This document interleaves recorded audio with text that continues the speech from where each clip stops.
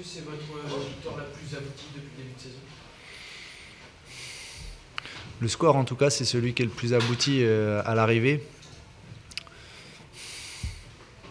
Il y a une période du match où ça aurait pu être encore plus abouti si on avait réussi à marquer le 3e but quand on a eu les opportunités dans cette milieu de deuxième mi-temps. Après, c'est un match très intéressant parce que on le gagne et parce qu'il y a une différence qu'on arrive à se créer, mais je pense qu'on aurait pu encore un peu mieux faire. Mais c'est positif d'être solide, de ne pas prendre de but. Et une nouvelle fois, mes joueurs offensifs qui marquent. Et ça, c'est bien pour leur confiance, c'est bien pour l'équipe et que ça se passe comme ça. Tu parlais de tes joueurs offensifs qui marquent. On a vu beaucoup de mouvements, beaucoup d'appels. Qu'est-ce que tu as pensé d'eux et de leurs prestations, de leur entente? La prestation globale, elle est intéressante. On s'est créé beaucoup de situations. On a pris le temps de pouvoir construire notre victoire.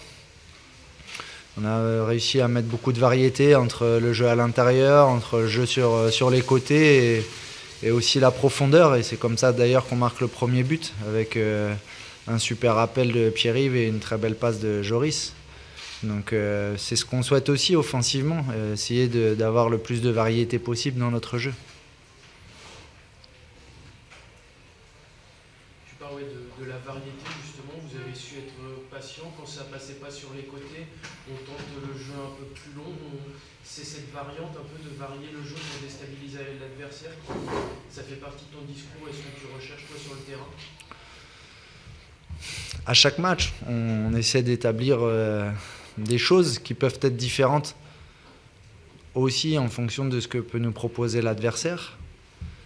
Bien sûr, il y a des principes qui nous sont chers et qu'on essaie de mettre en place à chaque match, mais en fonction des caractéristiques, c'est aussi préparer le match pour pouvoir essayer de mettre en difficulté l'équipe qu'on rencontre aussi. C'était un choix sur le papier, l'équipe était très offensive. Tu voulais voir plusieurs éléments ensemble, voir ce qu'ils donnaient dans l'association? Je ne suis pas trop là pour voir, je suis là pour gagner des matchs. Les matchs amicaux, ils sont là pour essayer de créer des choses. Là, à chaque match, j'ai la responsabilité de pouvoir faire les choix qui nous permettent de gagner. Et c'est le plus important. Donc, et un coach, finalement, il est jugé que sur ça. Donc, surtout au haut niveau. Donc, non, je suis heureux de la victoire, bien évidemment. Et non, c'est intéressant parce que on a cette capacité à pouvoir jouer dans plusieurs systèmes, dans plusieurs organisations et avec des joueurs où j'ai envie qu'ils puissent prendre du plaisir à la fois dans cette volonté collective de défendre un but et à la fois aussi dans du mouvement pour aller de l'avant et poser des soucis à l'adversaire. On a l'impression quand même que l'équipe a vraiment franchi un cap. Je pense que c'est encore trop tôt. J'ai encore besoin d'un peu de temps pour me dire qu'on a franchi un cap. Après, on était attendu après la trêve internationale. Donc c'est bien de repartir comme ça. Maintenant, le championnat, il est tellement dur, tellement exigeant que je trouve que c'est encore trop tôt. On a besoin d'aller plus loin pour vraiment savoir si tout ce que l'on fait est consistant sur la durée. Mais c'est sûr qu'il y a des comportements et des choses qui me plaisent. Donc, et on a un socle intéressant pour la suite. Mais comme je le dis aux garçons, ça c'est mentalement à remettre sans arrêt. Et c'était une nouvelle étape. Michael, vous êtes invaincu après 7 matchs de Ligue 2. C'est quand même un début de saison plutôt bon pour vous et vos joueurs. Oui, c'est un début de saison qui est très intéressant. Comme je le disais, invaincu, c'est des victoires qui m'intéressent. Et dans l'ensemble, c'est ce que l'on fait. Mais pas encore suffisamment quand on voit le parcours de Metz, quand on voit Lens. À partir du moment où on a une ambition qui est très forte de monter, c'est toujours en corrélation avec ce que font aussi nos adversaires. Maintenant, dans ce que nous, on produit, il y a beaucoup de cohérence. Et en tout cas, c'est à l'image de ce que l'on a envie de faire. Mais la route est encore très très longue. Quel discours justement vous allez tenir à vos joueurs? Celui peut-être de ne pas s'enflammer malgré ce bon début de saison? On va en discuter entre nous. C'est important qu'on puisse discuter de tout ça entre nous, mais aujourd'hui, en tout cas, j'ai des joueurs qui sont motivés, qui sont dans le projet, qui en termes d'état d'esprit, sont récompensés à travers ce que l'on voit. Mais c'est toujours à reproduire sans arrêt, parce que c'est un parcours du combattant.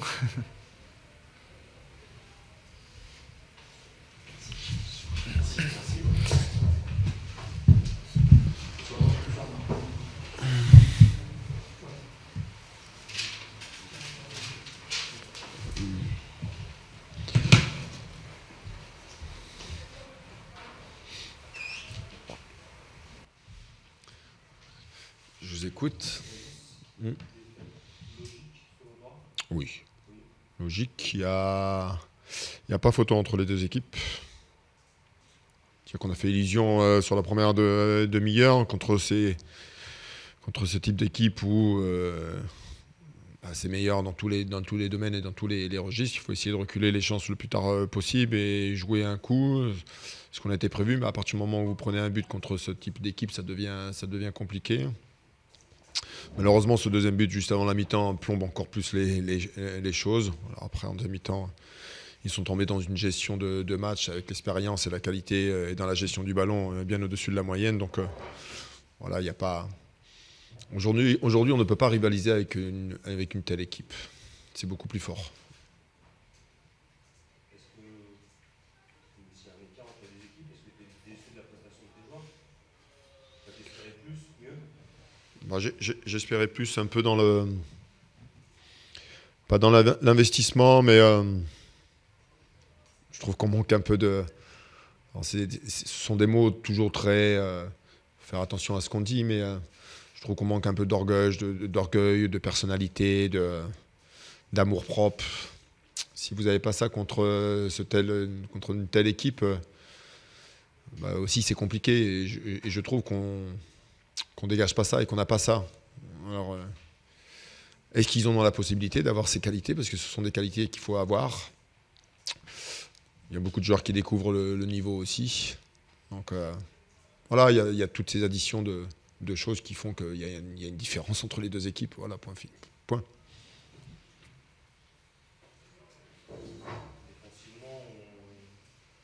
entre le match amical contre Lille, ça reste un match amical, plus là 3 buts. Parce que défensivement, ça pêche en ce moment. Oui, ça pêche. Alors après, si on s'arrête au score, effectivement, on a pris beaucoup de buts ces derniers temps, qui était notre point fort. Moi, ce qui m'embête, c'est surtout dans la nature où on prend les buts. Surtout, par exemple, le premier but. C'est Senati qui perd sur 10 mètres, on ne le gêne pas, et qui fait une passe droite de 40 mètres dans le dos de notre défense. Où je pense que là, on a largement le temps de couper cet intervalle, d'intervenir, d'accompagner. Alors après que l'attaquant Hamel fasse le geste juste et avec beaucoup de réussite et de talent, il n'y a pas de souci. Mais ça, ce sont quand même des erreurs qu'on doit éviter. Et si en plus du talent de l'autre équipe, on leur donne la possibilité ou l'opportunité de concrétiser des situations comme ça, voilà, prenez un but comme ça, c'est dur après, c'est dur. Le deuxième aussi, c'est un peu... il a le temps de faire un peu C'est là que... C'était un peu apathique. Moi, ce qui...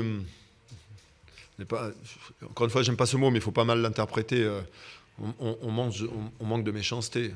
Méchanceté dans le bon sens du terme.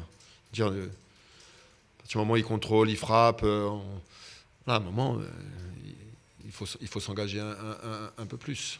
Et, est-ce qu'on en a les moyens? Est-ce qu'on n'en a pas les moyens? Voilà, c'est la vraie question. On en a parlé longuement avant le match. voilà, sur certaines situations, on a senti chez l'équipe de Lorient, en dehors de leur qualité technique, beaucoup plus de force. Si, ça dégage de la maturité, de la force. Voilà, on n'a pas les répondants pour ça aujourd'hui. Donc, sur la durée d'un match et sur un championnat, c'est impossible. Régis, sur quels axes vous allez appuyer dans les prochains jours, les prochaines semaines, pour justement faire progresser votre équipe? Les axes de retrouver un peu de confiance vont avoir leur importance, hein, avec les joueurs, parce que je pense qu'ils prennent un gros coup sur la tête. On n'était pas suffisamment performant dans le domaine offensif sur les derniers matchs. On avait axé notre travail sur les 15 derniers jours avec la trêve internationale là-dessus. Beaucoup travaillé, on avait insisté là-dessus parce que voilà, il nous fallait insister. Mais quand vous regardez notre deuxième mi-temps, même si Lorient est en une gestion de jeu et de match, à un moment, on a des situations où on peut s'appliquer sur les centres, on peut s'appliquer sur de petites choses simples, et on ne sait pas le faire. Et on avait beaucoup travaillé, on avait travaillé ça. Donc, il va falloir remettre les têtes à l'endroit. On les a convoqués demain matin. Voilà, on va se voir demain matin tranquillement. Justement, qu'est-ce que vous leur avez dit ou vous allez leur dire pour qu'ils ne perdent pas trop confiance et, après ce début de saison? Non, mais après, Lorient est invaincu depuis 9 matchs. On a joué le Havre, on a joué le Gazélec d'Ajaccio, on a joué Niort, on a joué toutes les équipes qui sont dans le haut de tableau aujourd'hui, en dehors de Metz. Je ne vais pas dire qu'on va jouer les équipes qui sont de notre niveau. On s'est rendu compte de la différence de niveau. Point. Il y a une différence qui est bien présente et qui existe. Donc, voilà, il va falloir axer notre travail là-dessus. Je ne vais pas dire que c'est un nouveau championnat qui va débuter, mais presque. De toute façon, on fait partie des 5, 6, 7 équipes qui vont jouer le maintien jusqu'au bout et que tous les matchs seront compliqués. Donc maintenant on le sait, on en est convaincu. Voilà, il va falloir faire avec ça. Est-ce que le fait de se retrouver en relégable, est-ce que c'est juste symbolique ou est-ce que ça peut jouer justement dans les têtes, dans cette confiance? Alors du moment, on fait souvent un bilan au bout de 10 journées. Ça ne sert pas à grand-chose de regarder le classement pour le moment. On le voit, mais on ne va pas passer notre temps à le regarder. On le sait. Il y avait une montée en puissance jusqu'à cette première victoire contre Auxerre. Est-ce que dans le contenu, dans l'état d'esprit, est-ce que tu sens une réflexion Effectivement, c'était mieux Auxerre. Après le match nul à Châteauroux, la défaite à Ajaccio nous a fait du mal en ayant fait un bon match là-bas et en ayant perdu dans les arrêts de jeu. Après, il y avait les 15 jours pour remobiliser tout le monde. On jouait une grosse équipe, c'était un match. Voilà. Dans ces cas-là, vous avez deux façons d'appréhender une telle équipe. Quand vous le prenez d'un match bonus, entre guillemets, parce que vous savez qu'ils sont plus forts que nous, et puis vous vous libérez, vous faites les choses et vous essayez de limiter la casse. Vous essayez de mettre d'autres ingrédients pour les mettre en difficulté. Et nous, on avait choisi cette option en étant conscient et lucide qu'ils étaient bien meilleurs que nous. Mais ça suffit pas.